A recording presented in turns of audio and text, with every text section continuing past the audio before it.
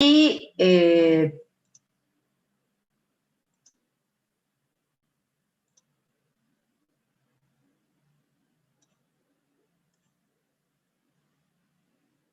no, esta no.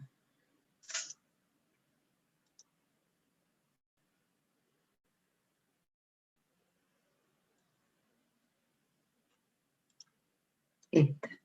El caucho natural es el monómero es el isopreno, este es el isopreno. Yo también puedo utilizar el 2-metil-1,3-butadieno para polimerizar y obtener un caucho sintético. Es más, puedo obtener un caucho sintético también con el 1,3-butadieno, o puedo obtener un caucho sintético, por ejemplo, combinando con el que se llama ABS, que es una fibra industrial, acrilonitrilo-butadieno estireno, o puedo obtener un caucho sintético a través del cloropreno, que el cloropreno es para obtener el neopreno, que es los trajes náuticos. El cloropreno es 2-cloro-1,3-butadieno. O sea, el caucho sintético lo puedo obtener a los elastómeros con hay infinidad de compuestos que tienen que ser dienos. Pero existen, por ejemplo, el caucho natural es un poliisopreno, que puede ser cis o puede ser trans.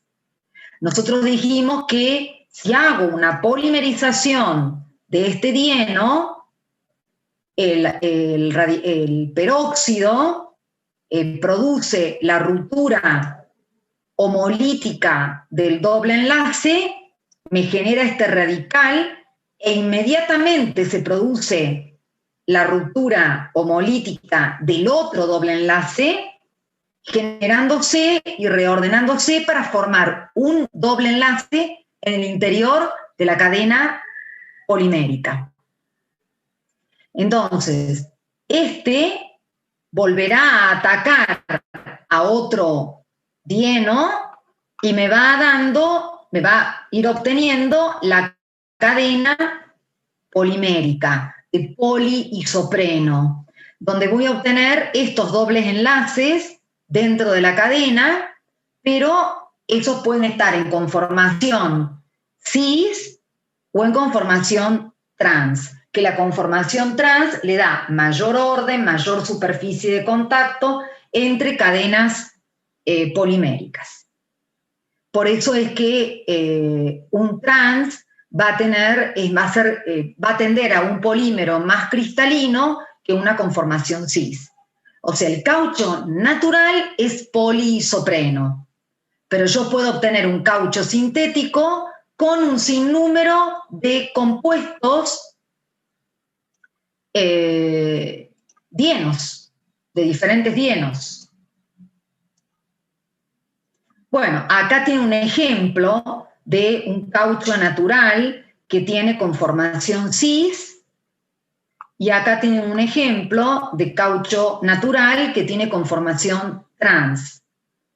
Yo les hice la polimerización que está subida en el aula virtual para que no haya confusión por la disponibilidad de estas figuras, ¿no? Aunque se ve que tranquilamente que esto es cis, y acá se ve la configuración trans, ¿no? Como que está acá y acá la continuación de la cadena. Fíjense que estos cauchos o hules, el hule, este hule que tiene configuración cis, se lo saca de una planta que se llama hule de Ebea, que se encuentra en Amazonia, y que tiene flexibilidad y se utiliza para la impermeabilización de telas. Mientras que este hule de gutapercha, así como se llama, se lo obtiene de una planta de Indonesia que, debido a que tiene conformación trans, se lo usa como recubrimiento de las pelotas de golf. o sea, cambia completamente el uso del caucho o del hule, tanto tengo una conformación trans como tengo una conformación cis. Y estos son naturales. El hule de bea y el hule de gutapercha son naturales, sacados de planta y son polihidrosi, poliisoprenos. Bien, yo puedo obtener, como les dije, el caucho o hule sintético de infinidad de monómeros, ¿sí? Del 1,3-butadieno, de cualquier otro dieno. Y existe un proceso que se llama vulcanización del caucho, que consiste en agregarle azufre al caucho. Es decir, el caucho o el elastómero, el poliisopreno, sintético o natural, es termoplástico.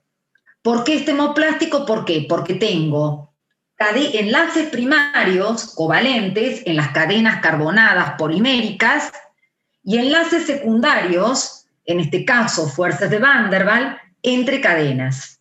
O sea que yo a un caucho, a un elastómero, lo puedo fundir porque elevo la temperatura, rompo las fuerzas de Van der Waals, lo fundo y lo puedo volver a moldear.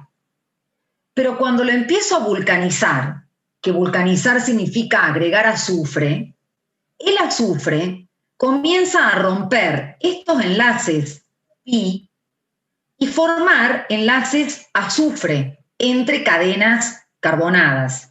¿Qué significa? Que empiezan a formar enlaces primarios a expensas de enlaces secundarios. ¿Qué significa? Que todos estos enlaces de Van der Waals comienzan a ser reemplazados por enlaces covalentes. Entonces, si bien un caucho sin vulcanizar es un plástico termoplástico, un caucho totalmente vulcanizado termina convirtiéndose en un termoendurecido o termoestable como la baquelita.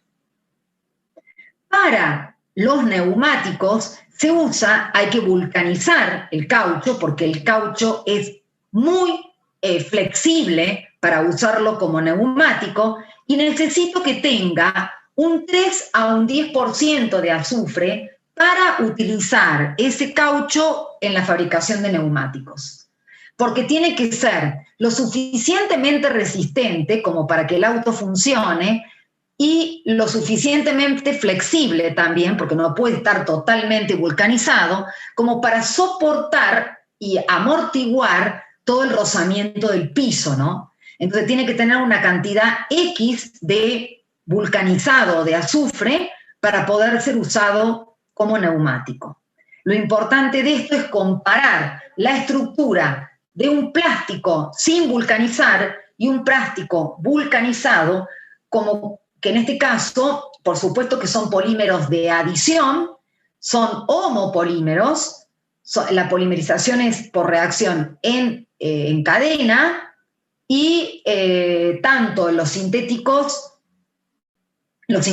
también son adiciones, polimerizaciones por adición, son homopolímeros, pero también pueden ser copolímeros, porque por ejemplo, no sé si está nombrado acá, pero en los sintéticos, vamos a los sintéticos, sí, por ejemplo, un tipo de elastómero, el Buna-S, que se utiliza como fibra, es butadieno-estireno. Entonces un copolímero, pueden ser copolímeros o pueden ser homopolímeros. Acá está, consta de 4 a 5 por mol de estireno. Y el neopreno, que se obtiene también puede ser por polimerización radicalaria, porque es una polimerización de adición a través del 2-cloro-1,3-butadieno. Entonces, el caucho, el elastómero, el hule, que es la polimerización de dienos, son termoplásticos porque tienen enlaces primarios y enlaces secundarios, mientras que un caucho totalmente vulcanizado es termoendurecido. Los aditivos. Cuando hablamos de aditivos, para hablar de aditivos, son compuestos que se le agregan al plástico o al polímero para mejorar algunas propiedades, pero en menos de un 50%. Si yo agrego más de un 50%, ya estoy hablando de composite o material compuesto. Uno de los aditivos que se usan son los plastificantes. Los plastificantes se usan para, como dice, suavizar un polímero, lo que significa es flexibilizar un polímero. ¿Por qué? Porque se le agregan compuestos, por ejemplo, un plastificante famoso por la toxicidad del mismo es el eftalato de butilo, toxicidad porque se colocó para flexibilizar los plásticos que se colocaban los niños en la boca, juguetes, y no hubo una buena adhesión del plastificante con el plástico y hubo una importante intoxicación. El niño chupaba el plástico del juguete en una tanda de juguetes. Les voy a buscar, eso tengo toda la información en recortes de diario, porque junto todo, y es como que tragaban ese eftalato de butilo y hubo una intoxicación. Muy famoso por eso, ¿no? Pero ¿qué significa? El plastificante se coloca para separar las cadenas poliméricas y disminuir el orden. Entonces lo que hago es disminuir la resistencia y aumentar la flexibilidad. Eso es lo que es el plastificante. No es lo mismo tener un PVC rígido para una cañería que un PVC más flexible empleado en una manguera. Guarda, también yo puedo hacerlo a través de la polimerización y obtener con polimerizaciones diferentes, ¿no? Porque yo un PVC rígido lo puedo obtener por polimerización de Ziegler-Natta o con catalizadores. Y un PVC flexible lo puedo obtener más amorfo por una polimerización radicalaria. Pero también puedo cambiar o modificar alguna de las propiedades del plástico o del polímero colocando aditivos.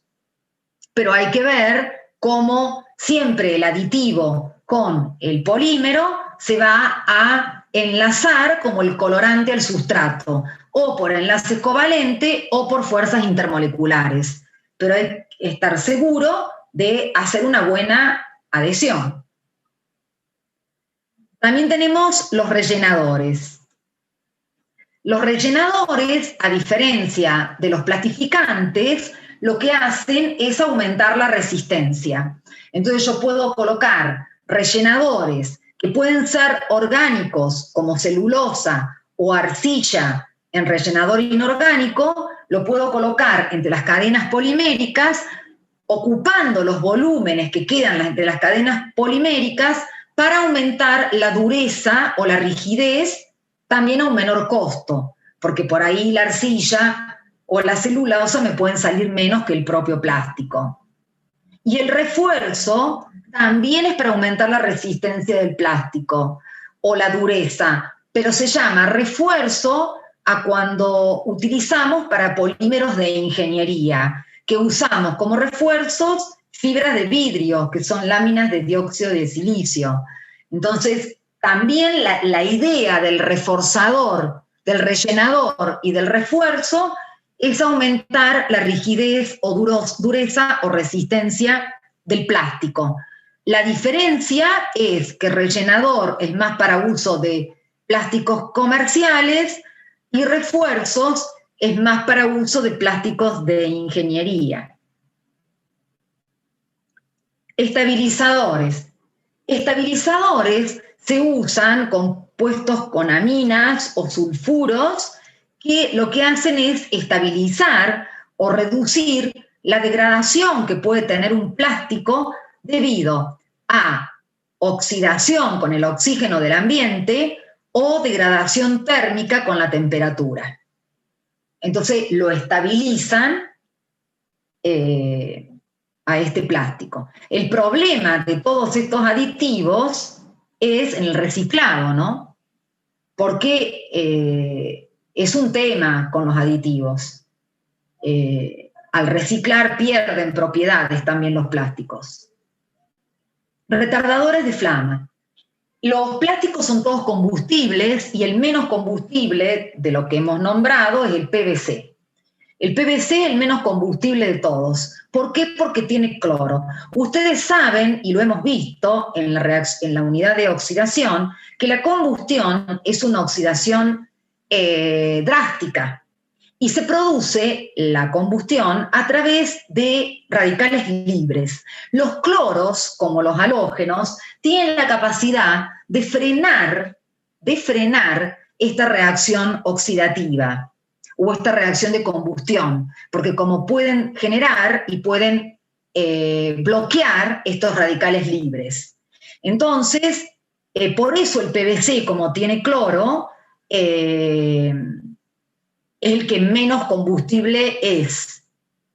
Y bueno, generalmente que contengan halógenos pueden disminuir la combustibilidad de los plásticos. Acá estamos hablando de muchas cosas ambientalmente desfavorables, ¿no?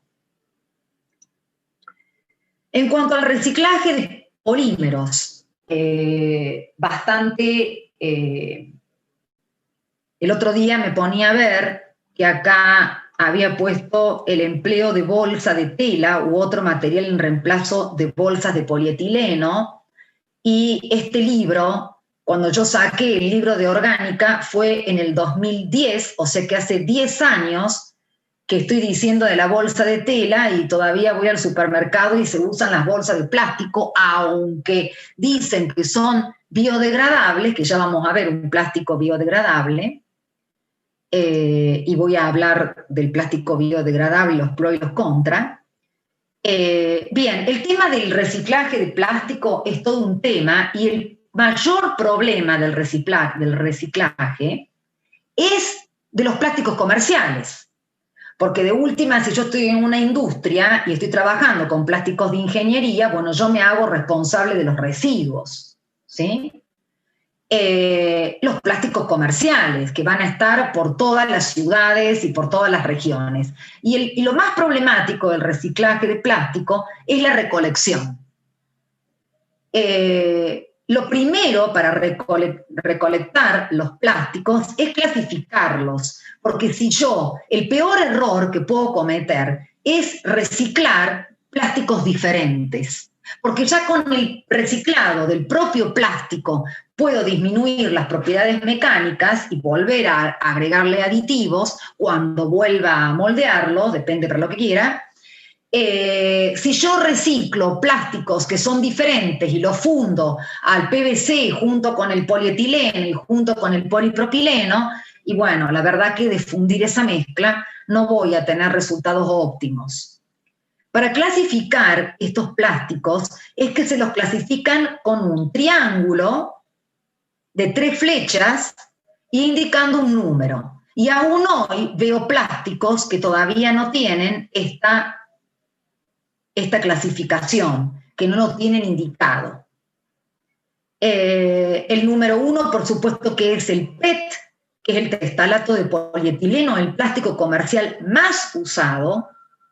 El polietileno de alta densidad, el PVC, el cloruro de polivinilo, el polietileno de baja densidad en las bolsas, el polipropileno, el poliestireno y estos otros que prácticamente abarca muchos de los polímeros de ingeniería, que ya les dije no son comerciales, sino que ya se acota el uso y está dentro de las empresas, de las industrias.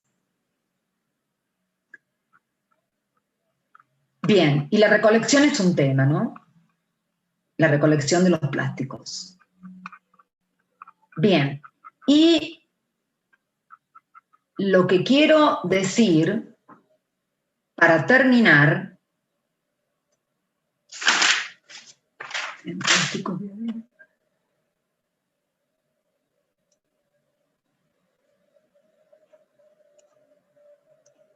bien, todos los plásticos que nosotros hemos visto recién, ¿no es cierto?, son plásticos obtenidos del petróleo, con monómeros del petróleo de recursos no renovables. Entonces, la idea es trabajar en plásticos biodegradables o en plásticos obtenidos de recursos renovables. Uno de estos plásticos, hay muchos estudios, es a partir del maíz, del almidón, y a través de los microorganismos transforman al almidón, que ustedes conocen la estructura, que es un polisacárido, en ácido láctico. Este ácido láctico es el monómero, un monómero, para formar el homopolímero ácido poliláctico. Este ácido poliláctico, el PLA, se usa para hilos para sutura, para cápsulas de medicamentos, y una vez que yo obtengo ese ácido láctico, lo puedo polimerizar por condensación, a través de una sustitución nucleofílica en carbonilo. Acá la hice al mecanismo. Entonces acá nos queda claro, por ejemplo, se polariza el carbonilo. Acá tengo este grupo y este oxidrilo, y este oxígeno es el que ataca al carbono como nucleófilo. Luego se produce un protón, se desplaza hacia el oxidrilo, protonando el oxidrilo y formando agua, se libera agua, se restablece el doble enlace, o mejor dicho, se destablece el doble enlace, se libera agua, y me queda el ácido poliláctico, que es un ácido obtenido a partir de recursos renovables. La pregunta es, guarda con esto, ¿no? Porque estamos haciendo biodiesel a partir de, entre comillas, plantas, bioplásticos a partir de las plantas. Está bien que no podemos hacer todo a partir de recursos no renovables, pero el principal problema del mundo es la comida, el hambre. Y nosotros estamos usando parte de los alimentos. Entonces acá no es que vamos a tener que dar importancia a una forma de energía o a una forma de obtener las cosas, porque se los dejo como una cuestión, ¿sí? No está esto de la onda, de los bioplásticos, de los biodiesel. Esto es alimento, señores. Alimento. Bien. ¿Cuál era la imagen de recién del polímero? Sí, perdón. Del polímero, a ver. El biodegradable. Sí, espera que lo busco. Acá está. Sí. Les cuento, todo esto que yo que los dibujé muy rudimentariamente, como doy mis clases en el pizarrón, lo he subido al aula virtual, todo. Cada una de estas hojas, como ven que es un cuaderno y lo hago, y ahí lo ven que lo hago de una, porque puedo equivocarme cuando voy a... Están subidas en aula virtual para que ustedes no tengan que copiar nada, lo tienen ahí. Y acá tienen el mecanismo, justamente, mira, acá tienen un mecanismo que esto lo pueden hacer con la poliamida o con el poliéster.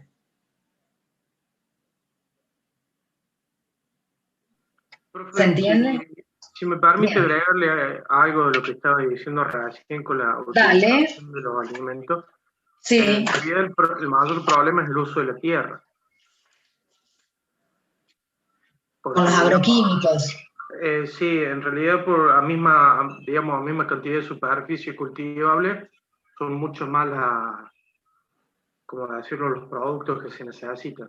Digamos, como que son, antes era solo alimento, ahora es biodiesel, estos biopolímeros y se van sumando cosas, entonces por ahí no es tanto el alimento, sino la tierra cultivable y cuán intenso es, Claro, digamos. claro, exacto. Estamos diciendo lo mismo. Claro, al disminuir la tierra cultivable, disminuye el tema del alimento.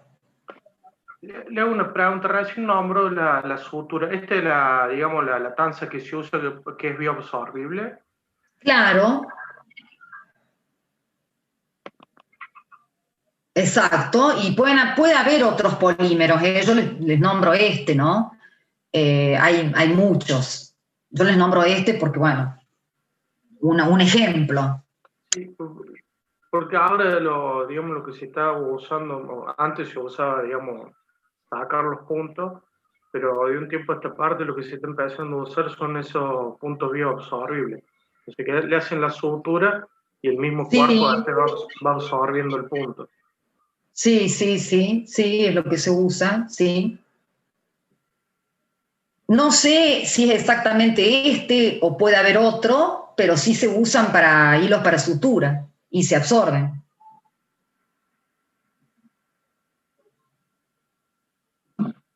Bueno, gracias, profe. No, de nada. Bien. Bueno, lo que pensaba ahora es, bueno, el examen, el parcial, el segundo parcial es de la unidad 6, o sea, adición nucleofílica, electrofílica, oxidación, hidratos de carbono, color, aminoácidos y plástico y polímeros. Y pensaba ahora hacer en un rato, o sea, en una hora más, a ver, son las 9, una hora más, hacer algunas aparte del seminario y el 3 de noviembre terminar con el seminario y con las preguntas que ustedes puedan realizar hasta el 2 de noviembre por la UB. Bien. Profe, tengo una duda. Sí. El tema del recuperatorio, ¿cuándo sería y cómo nos podríamos inscribir? La fecha de inscripción del recuperatorio terminó, del recuperatorio del primer parcial. No, del segundo. Ah, bueno, en eso estoy. Mañana, hoy finaliza la fecha para anotarse para el segundo parcial.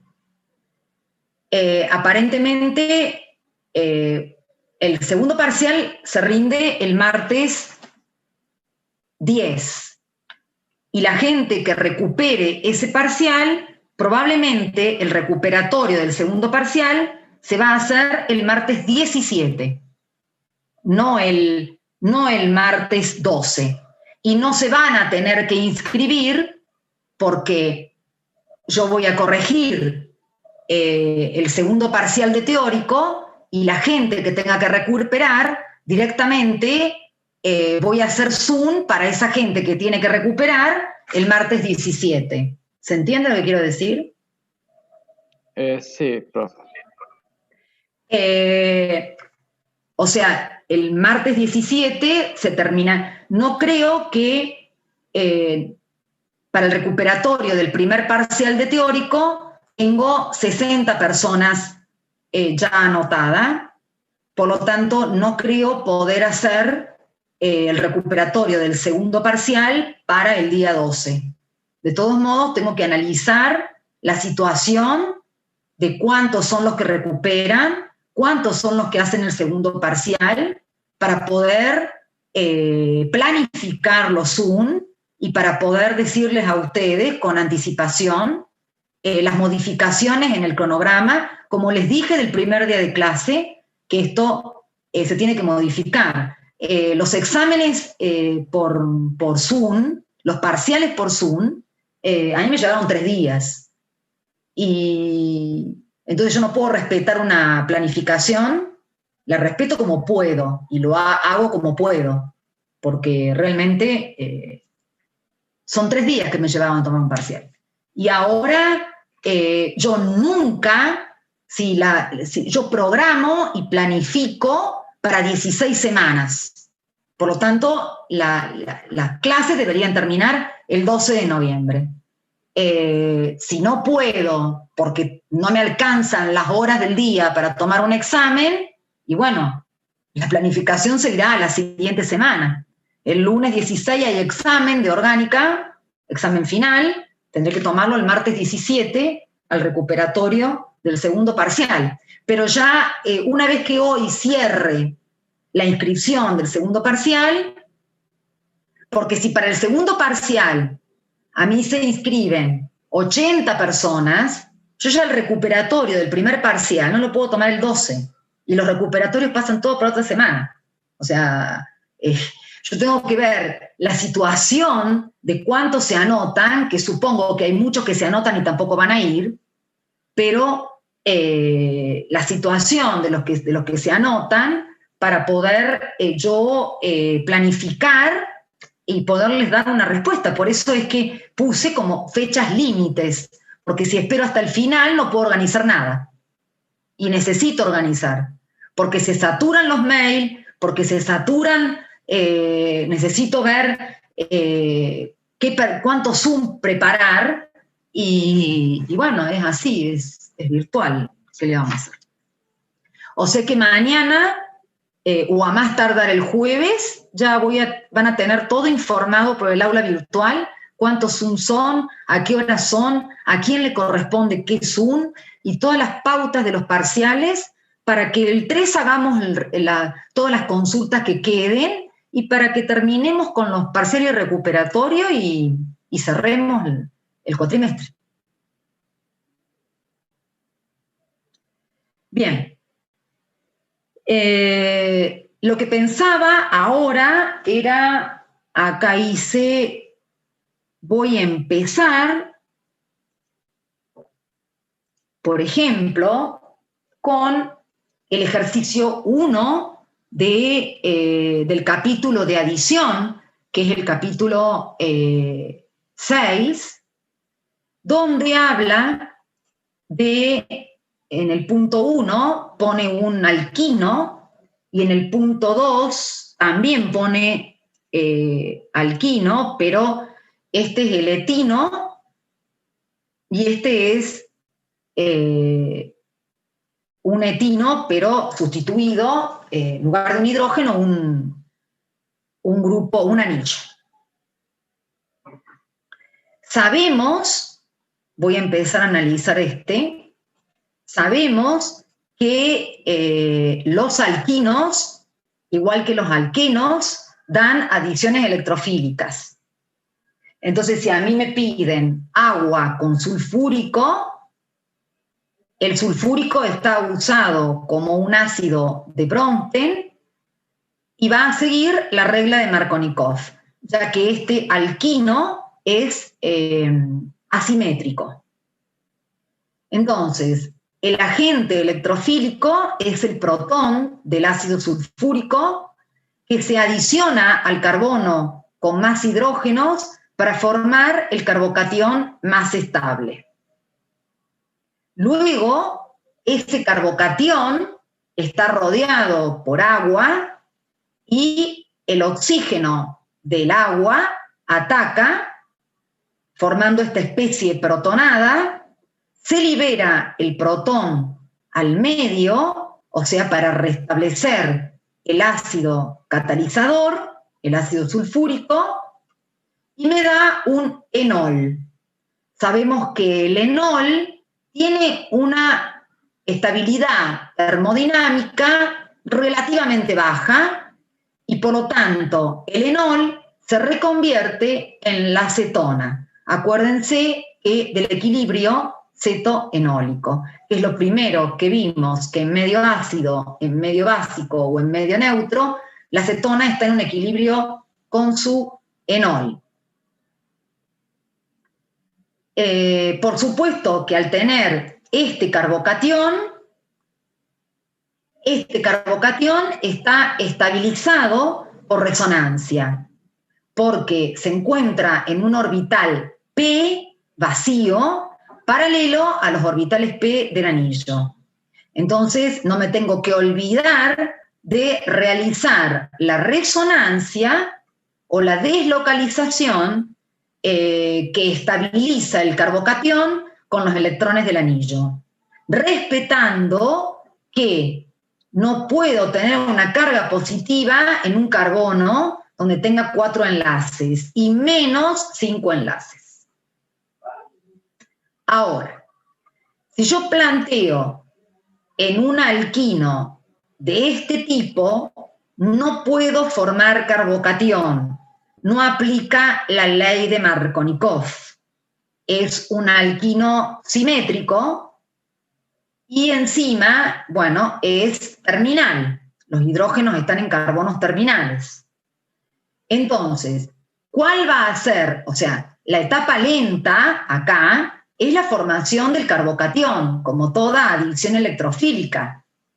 Pero acá la etapa lenta es un complejo activado, donde el sulfúrico va a ser el agente electrofílico, o sea que va a liberar el protón, donde el protón va tomando los electrones de triple enlace para enlazarse, y en el mismo momento el oxígeno del agua ataca.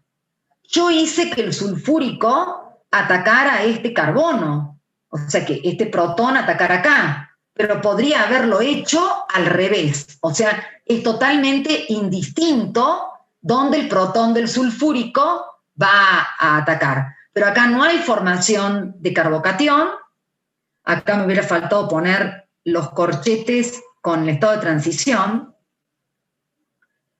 Esta es la etapa lenta, y acá, mientras se va rompiendo el enlace oxígeno-hidrógeno, se va formando hidrógeno-carbono, se va rompiendo el triple enlace, se va formando el enlace oxígeno-carbono, se libera un protón, me da el enol, que se reordena a aldehído, porque este es un alquino, que el aldehído siempre viene del alquino del etino, ¿no? ¿Se entiende esto o tienen alguna pregunta?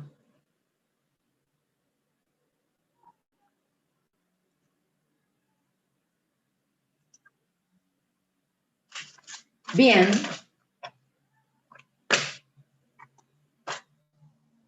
Voy a otro.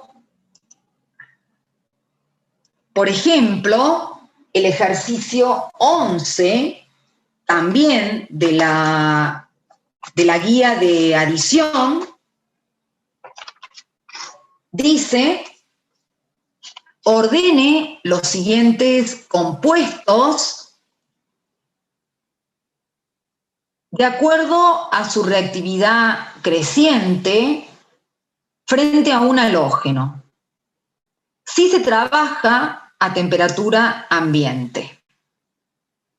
Y tienen el etano, acá está el etano, el eteno, el propeno y el 2-metil-2-buteno. Frente al halógeno. Bueno, esta es una halogenación donde tengo doble enlace, es una adición electrofílica, donde hay un corte heterolítico del bromo, pero por supuesto que acá, con el alcano, esto es una sustitución radicalaria, donde usábamos luz para romper homolíticamente el bromo, y gracias a esa luz o a esa reacción fotoquímica, disminuía la temperatura a la cual yo podía halogenar un alcano, y trabajaba a 120 grados Celsius, sabiendo que un alcano es inerte y reacciona a temperaturas altas, 400 grados. O sea que acá podemos esperar que el menos reactivo, o sea, a temperatura ambiente, como pide acá, si se trabaja a temperatura ambiente, el alcano NR no reacciona a temperatura ambiente con el bromo. En cambio, estos tres sí. Este no. Este reacciona a 400 grados Celsius o a 120 grados si lo ayudo con luz UV para romper la molécula de bromo e iniciar la reacción en cadena, homolíticamente. Estos tres sí reaccionan a temperatura ambiente, pero ¿qué puedo ver de diferencia? Acá al romper heterolíticamente la molécula de bromo, el agente electrofílico es el catión bromonio. El catión bromonio se va a adicionar al carbono con más hidrógenos o menos sustituyentes para formar el carbocatión más estable respetando la ley de Markovnikov, si el alqueno es asimétrico. Es decir, que el bromo se une acá y me forma este carbocatión. Luego seguirá el ataque del anión bromuro y toda esta parte me falta la resonancia con el ion alonio cíclico que explica la reacción del bromo estereoquímicamente en una adición anti, que no está puesta acá. Cuando agarro el propeno, el agente electrofílico es el catión bromonio, va a unirse, como es un alqueno asimétrico, al carbono que tiene más hidrógenos para formar el carbocatión más estable. Acá también se forma el ion alonio cíclico. Y cuando tengo el eteno, no se me forma carbocatión. O sea que no tengo un intermediario carbocatiónico, sino que tengo un complejo activado, donde en el mismo momento que se está rompiendo el bromo, o sea, este enlace se rompe, este enlace se forma, este enlace se rompe y este enlace se forma. ¿Qué expliqué yo en la unidad 1? Que un carbocatión terciario era más estable que un carbocatión secundario. Que estos eran intermediarios que surgían de rupturas heterolíticas o los radicales libres de homolítica. Que el carbocatión terciario era más estable que el secundario, que este carbono estaba hibridado de CP2 y que era más estable porque tenía 3 efectos inductivos que lo estabilizaban. Y también expliqué que las reacciones que tienen su etapa lenta solamente con la formación del complejo activado, como esta acá, o como una SN2, requieren mayores temperaturas que aquellas que tienen un intermediario con un mínimo de energía, que también van a tener un complejo activado a partir del cual se forman, pero es un intermediario con un mínimo de energía. Y estas reacciones se efectúan a menor temperatura. Entonces quiere decir que utilizando estos conceptos de la orgánica y los fundamentos de la orgánica, puedo decir que el más reactivo es este, después le sigue este, después le sigue este y por último este. ¿Se entiende? Frente a la división electrofílica.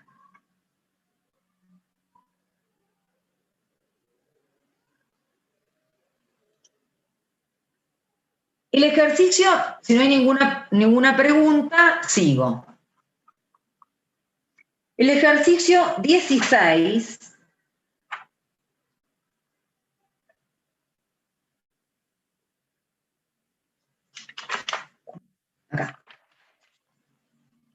plantea, también de adición, dice, prediga el producto mayoritario de las siguientes reacciones. Bueno, hay un ítem A, un ítem B y un ítem C. Yo elegí el B y el C.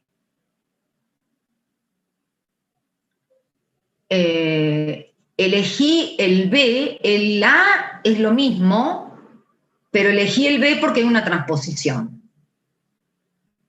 Entonces, y elegí el B y el C porque hay un doble enlace y un triple. ¿Qué ocurre acá? Me plantean este alqueno con agua y con un protón que puede ser de un ácido sulfúrico. Entonces, siguiendo Markovnikov, protono el carbono con más hidrógenos para obtener el carbocatión más estable.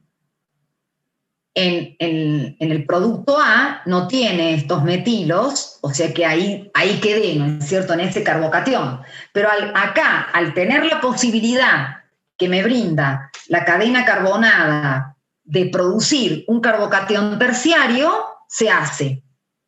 Hay una transposición, flecha de transposición, que es doble flecha, no es lo mismo que resonancia, porque en la transposición hay corte de enlace, en la resonancia solamente es una deslocalización de electrones. Entonces, hay una transposición, es decir, un anión metilo se transpone, o sea, corta el enlace y se va a neutralizar la carga positiva y me forma un carbocatión terciario. Entonces, ataca el oxígeno, me forma el alcohol protonado, libera un protón y me da un alcohol. Acá podemos ver lo que yo les decía de las 6 reacciones que experimentan los compuestos orgánicos: sustitución, adición, eliminación, transposición, oxidación y reducción, que después tienen nombres propios, pero que esas son las principales reacciones. Yo les dije que la transposición se podía encontrar dentro de cualquier reacción, dentro de una sustitución y dentro de una adición. Bueno, este es un ejemplo donde la transposición se encuentra dentro de una adición electrofílica, porque es de alquenos. ¿Qué otra cosa nueva? A ver, ¿por qué elegí esta? El C es un alquino terminal, también con bromídrico y con efecto peróxido. O sea que me va a dar un producto anti-Markovnikov. El efecto peróxido, acá está hecho el mecanismo, pero este mecanismo, vean bien las etapas, que está excelentemente dibujado en el libro. Esto es una resolución que yo hago rápida de los ejercicios, pero como verán, no estoy haciendo, no pongo etapa lenta, bueno, hago todo. Bueno. ¿Por qué digo? Porque yo puse el radical y en realidad el mecanismo es colocar el alquino. Primero hay que hacer el peróxido. Acá falta el peróxido, que es el RO punto, por decir, que corte homolíticamente al hidrácido, que se forme el hidroperóxido y se forme el átomo de bromo, y ahí, a partir de ahí, el átomo de bromo ataca al alquino, produce la ruptura homolítica del alquino, me forma el radical libre, el bromo se une al carbono con más hidrógenos o menos sustituyentes para formar el radical libre más estable, y este radical vuelve a reaccionar con hidrácidos, produce la ruptura homolítica, forma el alqueno y el bromo continúa la reacción en cadena. Ahora, si yo tengo exceso de hidrácido, sigue esto, ¿qué ocurre acá? De nuevo, se produce la ruptura homolítica del hidrácido, y tengo que tener peróxido, el átomo de bromo reacciona, produce la ruptura homolítica del doble enlace y se va a unir a este carbono, al mismo carbono donde está el bromo, para formar el radical secundario. Y luego, acá esto no está hecho, pero el radical hecho ataca a otra molécula de bromhídrico y forma el producto final más el átomo de bromo que continúa la reacción en cadena.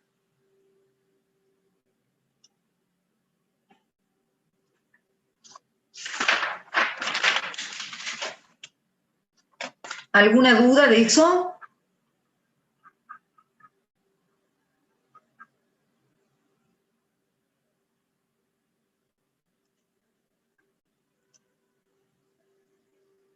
Bien, vamos ahora a otros ejercicios.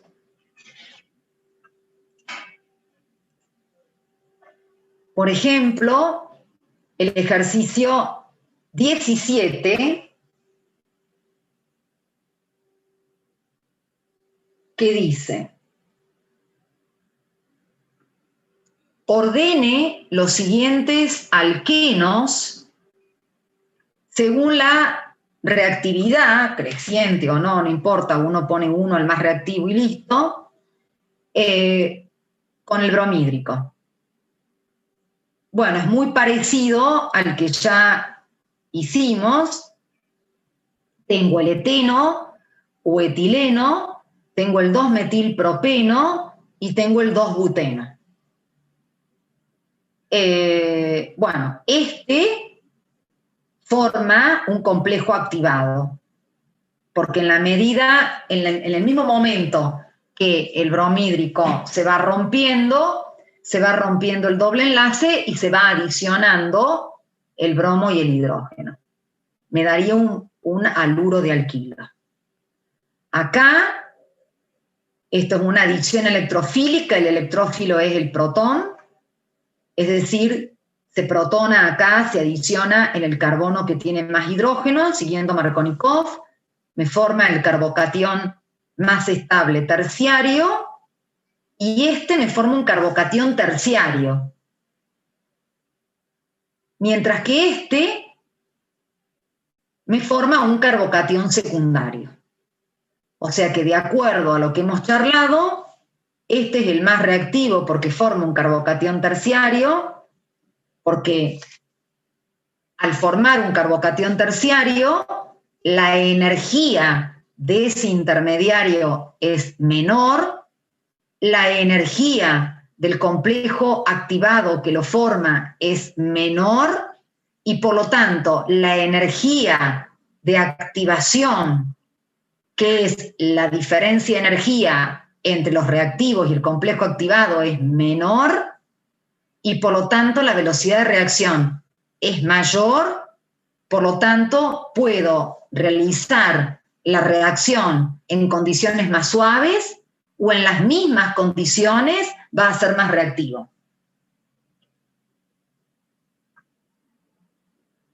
Entonces este es el más reactivo, el número 1, porque se forma el carbocatión terciario, después sigue el número 2 porque se forma el carbocatión secundario, y por último el número 3 porque se forma el complejo activado. No hay forma, o sea, este complejo de 4 centros que se van formando y rompiendo al mismo tiempo, porque no hay forma que se forme un carbocatión. El ejercicio 18 me dice: compare y explique las velocidades relativas en la adición de alquenos del clorhídrico, bromhídrico y yodhídrico.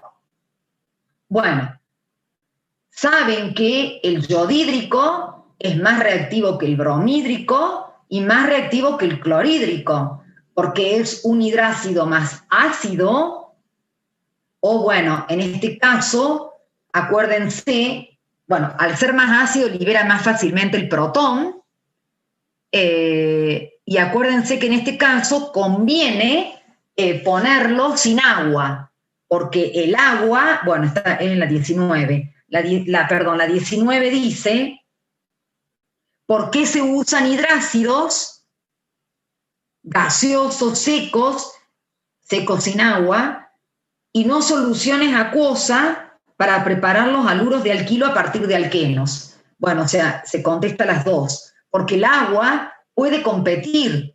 Entonces, cuando se me forma el carbocatión, puede atacar tanto el anión bromuro como el oxígeno del agua, y darme, por más que el anión bromuro va a ser mejor nucleófilo que el oxígeno del agua, porque el anión bromuro tiene la carga negativa, tiene los electrones más dispuestos, pero también el oxígeno del agua puede competir y me puede dar un subproducto que es el alcohol. Entonces, para evitar eso, se lo usa anhidro a los hidrácidos estos, ¿no? Que serían haluros de hidrógeno. Pero siempre el yoduro de hidrógeno sería más reactivo, porque es más fácil que libere el protón. Y también, si no quiero decir de que es más ácido porque no está en solución, puedo explicar de que el yodo tiene un tamaño mayor y la distancia yodo-hidrógeno es mayor, o sea que es más fácil de liberar ese protón para que ataque al alqueno y forme el carbocatión.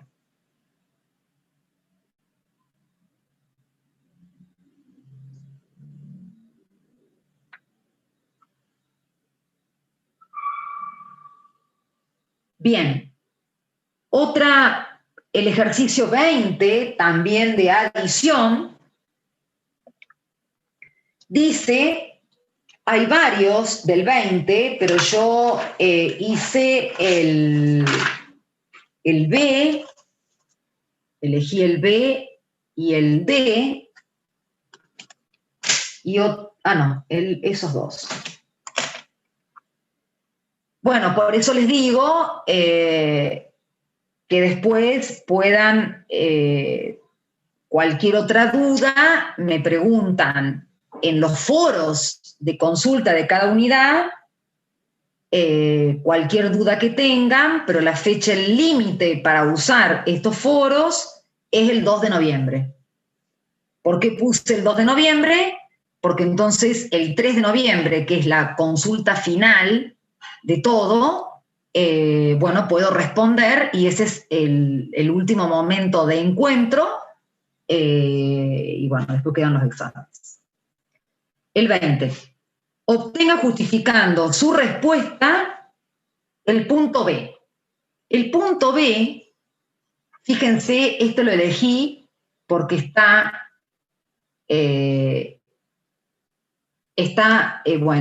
por ejemplo, me dicen, obtener el nitropropano es de la forma que a mí me gusta preguntar, a partir de un alqueno, a partir de propeno. Pone ahí, obtener nitropropano a partir de propeno.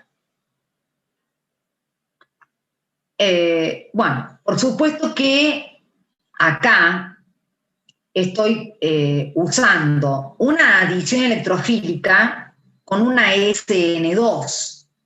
Yo no voy a preguntar en este examen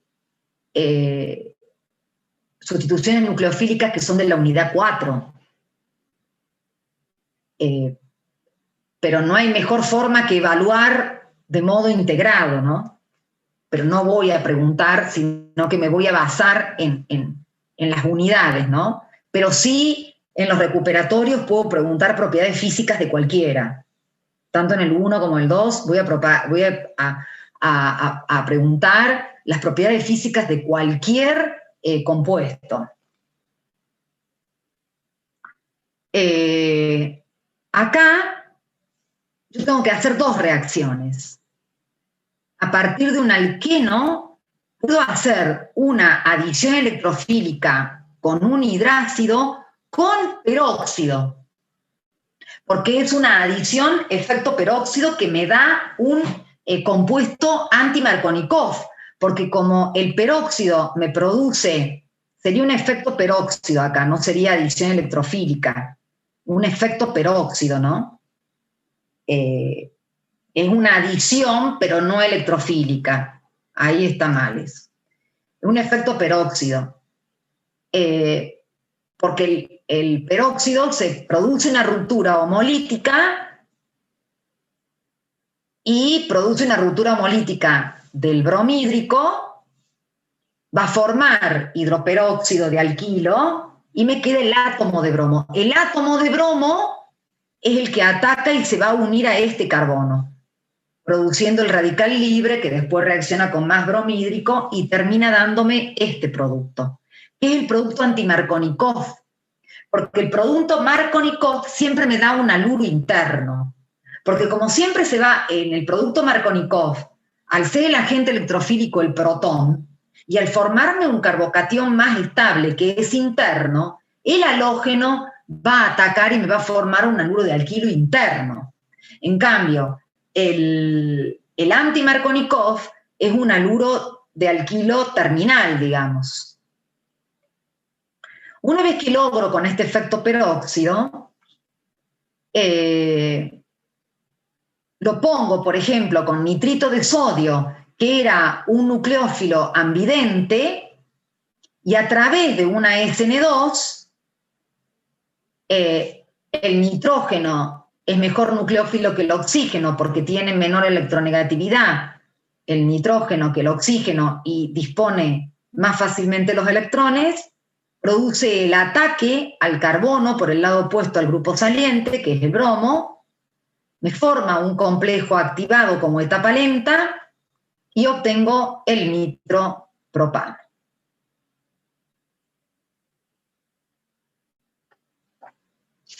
Y la D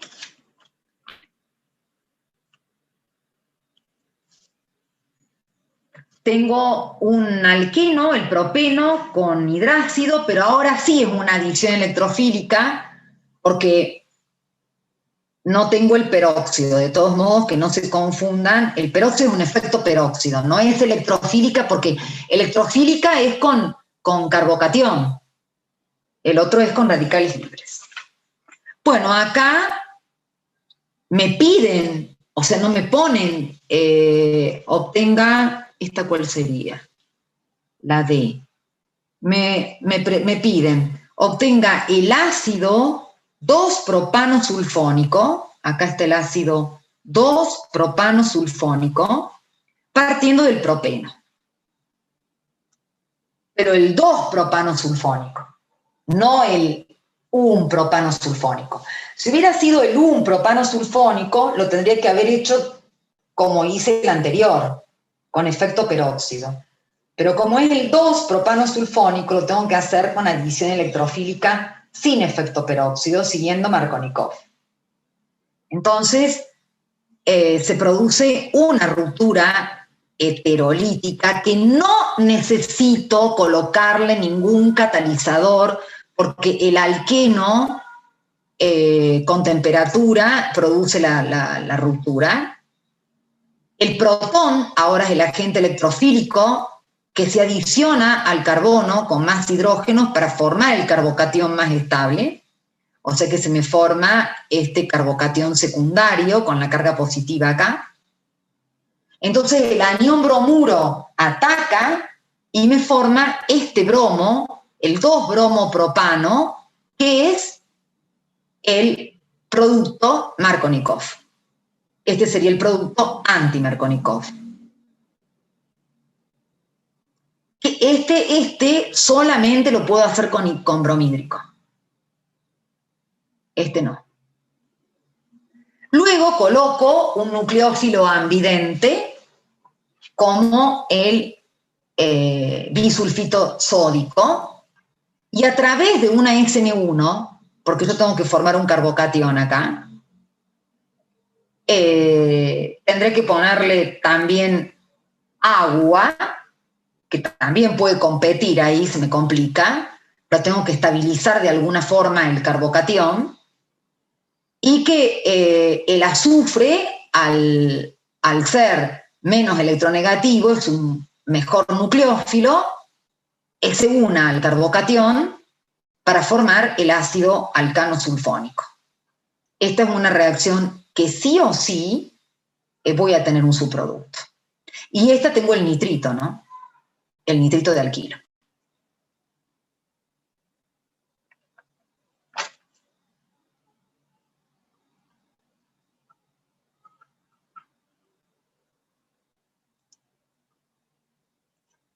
Bueno, están bastante callados, o sé que o entienden todo o no entienden nada. Bueno, voy a suponer que entienden todo. Voy a hacer por último...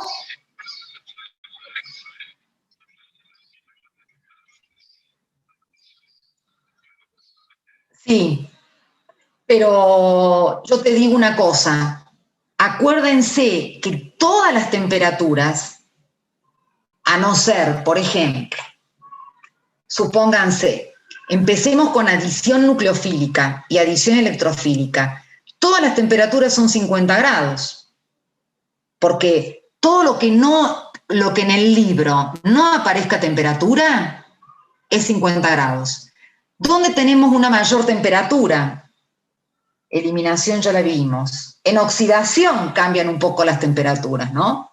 En oxidación tenemos una combustión a mayor de 300 grados, tenemos una reacción con ozono a menos 78 grados Celsius, que es de una mezcla frigorífica, tenemos una adición, la adición a dienos, que baja la temperatura a 18-20 grados porque tengo un carbocatión estabilizado por resonancia, que si en un alqueno tengo 50, en la oxidación tengo algunas reacciones más.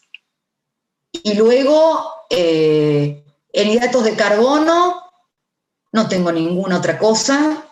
Efecto peróxido también es a temperatura baja, excepto que es otro corte homolítico.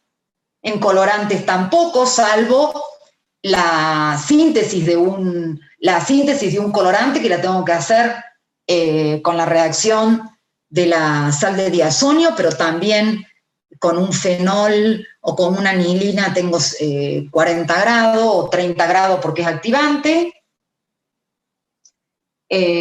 O sea que no es tanta gravedad, en lo mismo que en el primer parcial, donde tenía que hacer hincapié en estas temperaturas, en la eliminación, en la deshidratación de alcoholes. Ahí es obvio que no puedo deshidratar un alcohol con 50 grados, y deshidratar un alcohol terciario no es lo mismo que deshidratar un alcohol primario. En uno necesito 180 grados Celsius y en el otro 90 en un terciario. En un alcano, obvio que tengo que poner 400, 450 grados, o luz B 120, en una isomerización, 150 grados Celsius, para saber que estoy con alcanos, para darme cuenta que entendieron que el alcano es poco reactivo. Pero la mayoría es a 50 grados. Si ustedes se fijan, esa es otra forma de estudiar, de ver y decir cuáles son las reacciones que realmente necesitan temperaturas. ¿Por qué necesita tanta temperatura? Y sacarlas, y todo lo demás es 50, o sea, no es tanto problemático las condiciones de reacción, porque las reacciones que nosotros estamos viendo, que son típicas de los grupos, son a temperatura fácil. Ahora, cuando ustedes vayan a hacer un proyecto de planta en interacción 5, pueden llegar a hacer una SAE no a 50 grados, porque nosotros estamos viendo lo que ocurre dentro del reactor, alejados de lo que sea balance de masa, de lo que sea balance de energía, porque yo les dije, esto es como para tener una orientación de la facilidad o dificultad en que reacciona un compuesto orgánico. Pero de pronto podemos cambiar y trabajar, como recién hablábamos, en fase líquida, en fase gas, y tenemos que cambiar la temperatura, no sé si me explico.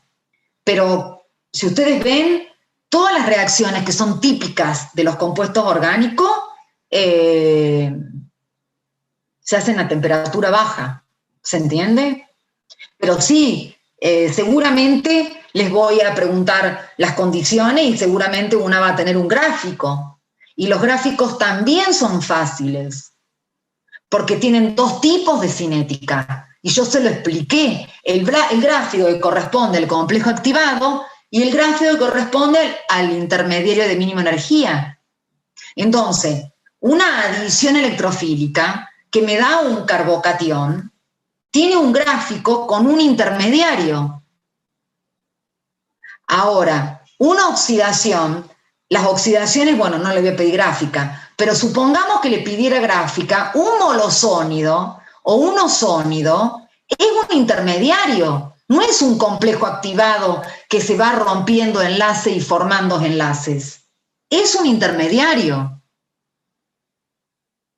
En una adición nucleofílica, que me da un intermediario tetraédrico, pero mucho más estable que el intermediario tetraédrico de la sustitución nucleofílica en ácidos y derivados de ácidos, por eso es que no se reordena y no se vuelve a formar el carbonilo, también es un intermediario. Está dentro de la gráfica con un mínimo de energía.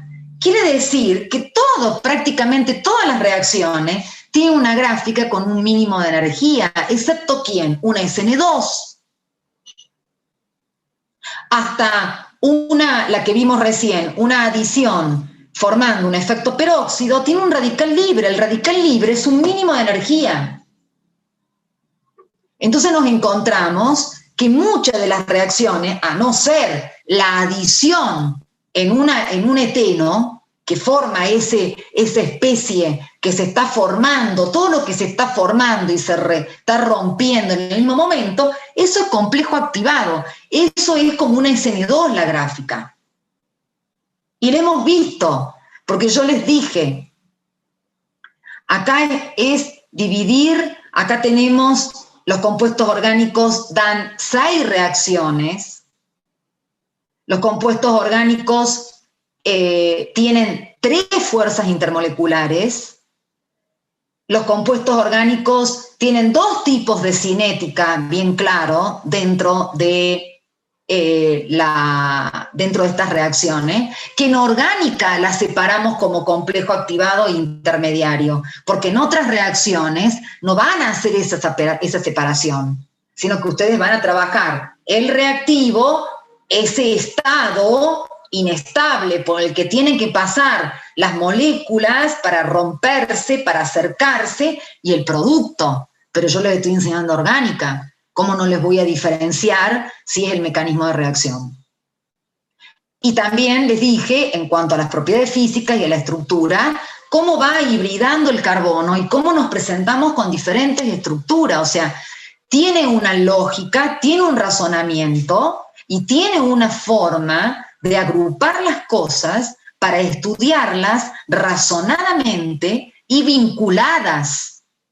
¿Qué producto obtengo a partir de tal reactivo? Y ese reactivo, ¿cómo lo puedo obtener? Ese reactivo, cada compuesto orgánico, fijar qué estructura tiene, porque es fundamental, qué fuerzas intermoleculares tiene para las propiedades físicas y como materia prima, qué reacción da y a través de qué otra materia prima lo puedo obtener. Ese es, digamos, un resumen que tienen que hacer. Y no es difícil porque no hay tantas temperaturas que tenemos que manejar. No hay tantas temperaturas. Para finalizar,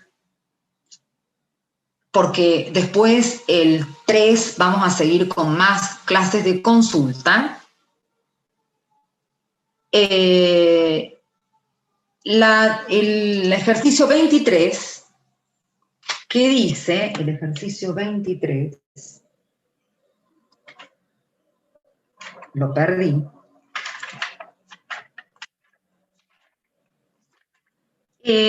Trabaja con aldehídos y cetonas y con los reactivos de Grignard. Bien.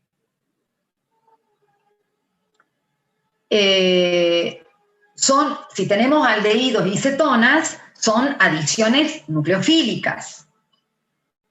Si tenemos un reactivo de Grignard, son generadores de carbaniones, porque el enlace carbono-magnesio al ser el magnesio muy electropositivo, se genera un efecto inductivo de cesión de electrones al carbono, y como ya les dije, que todos los heteroátomos unidos al carbono le sacan electrones, excepto el magnesio que le da. Entonces, lo hace actuar como un carbanión, como un buen nucleófilo. En este caso está actuando como nucleófilo. Por lo tanto, se polariza el carbonilo,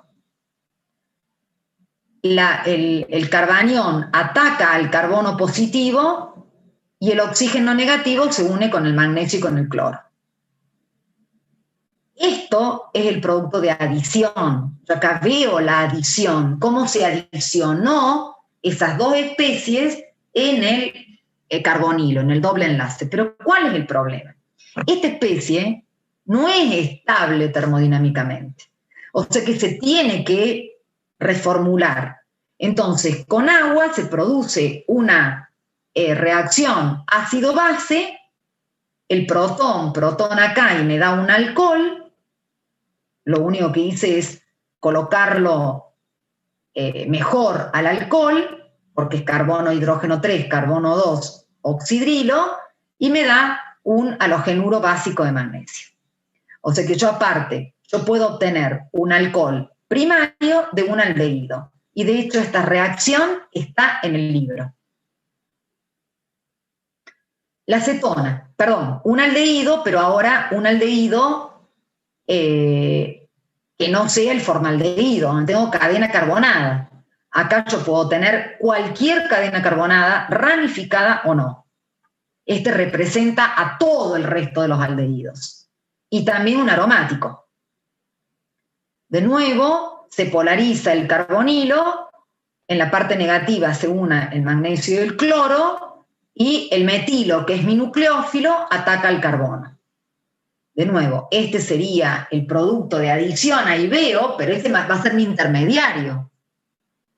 Con agua yo puedo lograr ya obtener un producto termodinámicamente factible.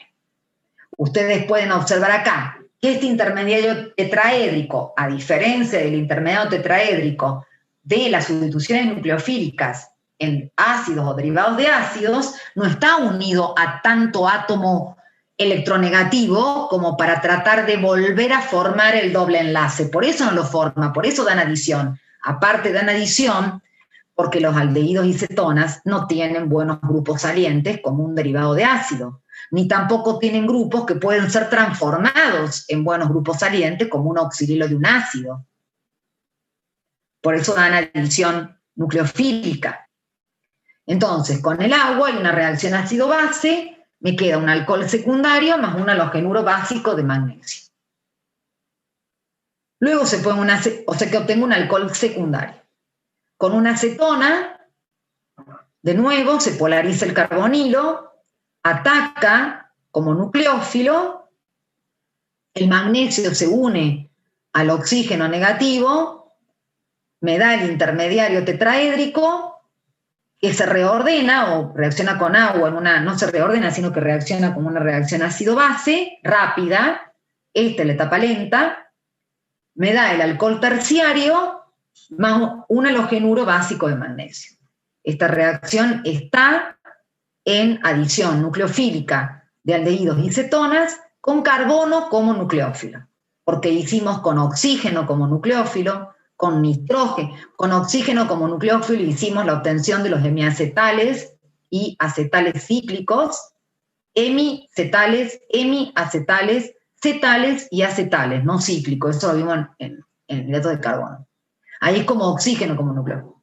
Con nitrógeno como nucleófilo hemos visto la parte de la obtención de las iminas sustituidas bases de Schiff, de las oximas, de las hidrazonas, de la fenilhidrazona, que lo hemos usado en glúcido, y hemos visto como carbono como nucleófilo la obtención de los alcoholes, todo por adición nucleofílica.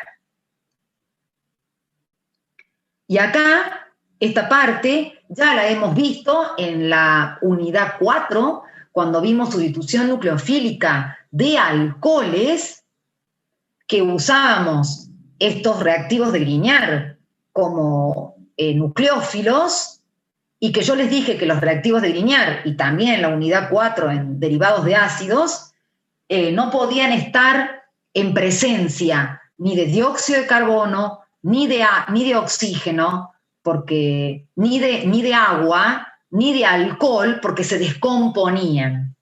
Bueno, acá esto creo que también está en alguna de estas hojas subida a aula virtual, pero acá se produce, también acá tenemos un generador de carbanión que produce el ataque nucleofílico al dióxido de carbono por polarización del carbonilo. Entonces, el metilo se une al carbono, el oxígeno se une con el magnesio y el cloro, y esto se va con el agua, se produce una agua ácida con clorhídrico, se produce una reacción ácido-base, donde acá me queda el oxígeno, me queda con un protón, o sea que está actuando el clorhídrico, digamos, en agua, está actuando liberando el protón como ácido, obvio, y este actúa como una base, y se me va a formar, si se me llega a formar cloruro básico de magnesio, pero como estamos en clorhídrico, se me forma agua y cloruro de magnesio. Y me da el ácido. O sea, cómo se descompone. Por eso es que hay que tener mucho cuidado de usar los reactivos de Grignard. Pero son los más comunes. Los que tienen menos problema de descomposición son los organolíticos, que hoy veíamos organolítico, organosódico, que hoy veíamos los organolíticos en la polarización aniónica, por ejemplo. Son más difíciles de conseguir, pero son más fáciles de trabajar con ellos, porque estos se descomponen con mucha facilidad con cualquier cosa. Bueno, hasta acá llegamos. El jueves no tenemos clase de teórico. Mañana o el jueves va a estar informado por aula virtual todos los recuperatorios y los parciales. Obvio que el recuperatorio del segundo parcial solo va a estar fijada la fecha, y cuando corrija lo del segundo parcial aparecerán los Zoom para los que tienen que ser evaluados. Voy a evaluar qué cantidad de gente es la que está inscripta, y en base a eso voy a preparar todo para los parciales. Cualquier consulta, saben que a través del foro de las consultas